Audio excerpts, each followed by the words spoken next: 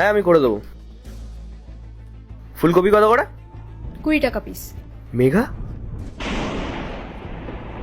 মেঘা বিধবা? কি হলো স্যার, আপনি এই ফুলকপিটা নেবেন না?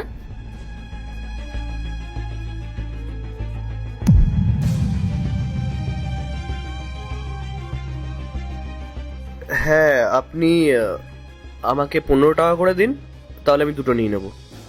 না স্যার, আর কম করা যাবে না। এমনিতেই আমি 2-3 টাকা লাভ রাখি, বাকিদের তো 25 করে বিক্রি করছিলাম। আপনি নিন না, খুব ভালো হবে। আচ্ছা ঠিক আছে, আপনি একটাই দিন। ঠিক আছে, দিচ্ছি।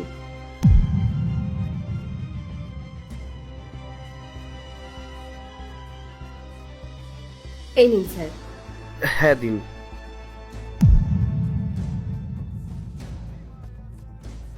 এই নিন।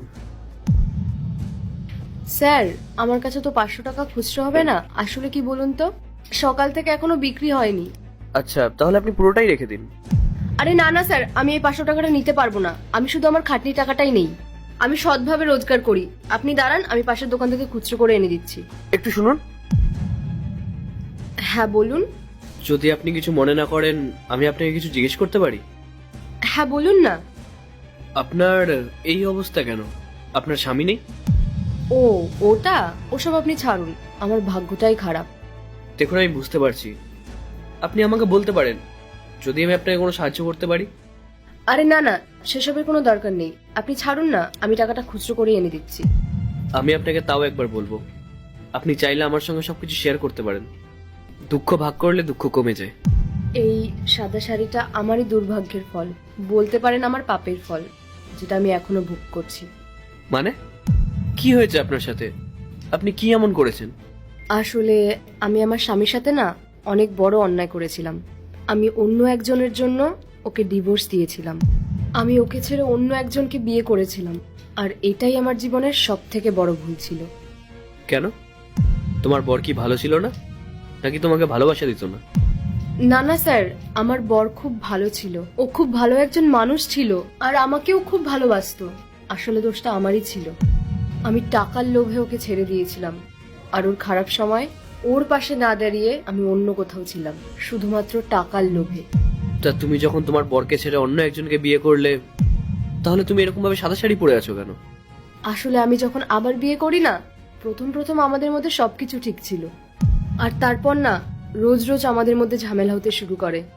আর এরকমই যখন একদিন ঝামেলা হয়েছিল, ও আমার উপরে রাগ করে বাড়ি ছেড়েই বেরিয়ে যায়। আর সেই দিনই একটা দুর্ঘটনায় ও এই পৃথিবী ছেড়ে চলে যায়।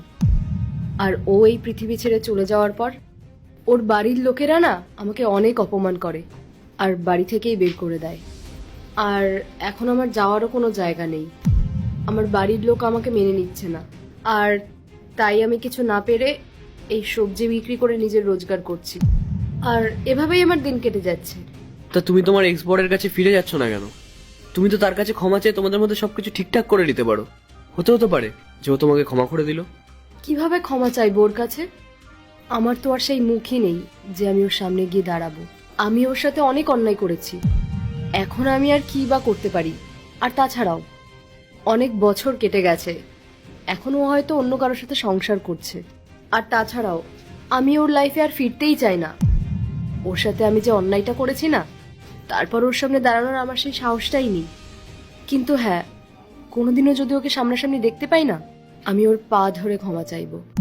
আর আমি জানি যে ও আমাকে ক্ষমা করবে না, কিন্তু তাও আমি ক্ষমা চাইবো। আর ওর পা ধরে বলবো যে রাহুল, যদি সম্ভব হয় আমাকে ক্ষমা করে দাও, আমাকে শেষ একটা সুযোগ দাও। কিন্তু তুমি ক্ষমা চেয়ে দেখতে পারো, যদি সে ক্ষমা করে দেয়। রাহুল, তুমি তুমি এখানে? রাহুল প্লিজ, তুমি আমাকে ক্ষমা করে দাও। আমি জানি যে আমি অনেক বড় অন্যায় করেছি, কিন্তু এখন আমি ক্ষমা চাওয়া ছাড়া আর কিচ্ছু করতে পারবো না। তুমি প্লিজ আমাকে পারলে ক্ষমা করে দাও। আমি তোমাকে একটা শর্তে ক্ষমা করতে পারি। হ্যাঁ বলো রাহুল, কি শর্ত? আমি রাজি আছি, কারণ আমার ভুলের সামনে তুমি যাই শর্ত রাখো না কেন, সেটা কিছুই না। তুমি আমাকে শুধু বলো যে তোমার কি কি শর্ত আছে, আমি সবকিছুর জন্য রেডি। তোমাকে আমায় আবার বিয়ে করতে হবে। আবার বিয়ে? হ্যাঁ, আমাকে আবার বিয়ে করতে পারবে? না রাহুল, আমার মনে হয় না আমার মধ্যে আর সে যোগ্যতা আছে। আরে কথায় আছে না, একটা ভুল তো ভগবানও ক্ষমা করে দেয়, আর আমি তো সেখানে মানুষ। আমি আজও তোমাকে ভালোবাসি মেঘা।